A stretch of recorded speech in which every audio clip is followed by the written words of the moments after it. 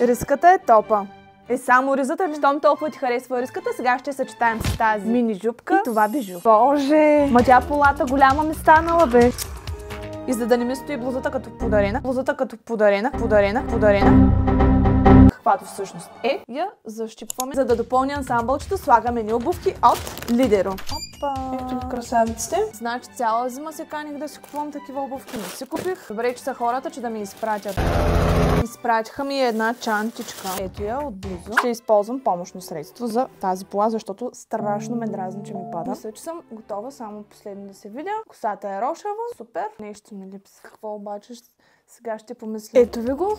Цялото сетче. И обожавам да има акцент, така че мисля, че тези гривни се вързаха прекрасно на цялостната визия. Това е от мен. Извинявам се предварително за този вид, но просто имам да снимам още 2 видеа. Трябва да пиша сценарий за Ергена и да монтирам още 5. Съжалявам, че не съм от инфлуенсърите, които само бездействат, но това е моят път. Него съм си избрала, така че ще си играя хорото до края. Пък живот и здраве, до година може вече да имам екип, да имам студио, да ви качвам по 5 видеа на ден, така да ви е кеф на душата. И не забравяйте да последвате този профил, да последвате и другия ми профил, Bambi_Gyal_. И също така да коментирате, да споделяте видеото, да го харесвате и... знаете ли какво? Каквото искате, това правете. Айде, чао от мен и до скоро! Че супер съм си, бе. Ко ми има? Много съм гълчна даже.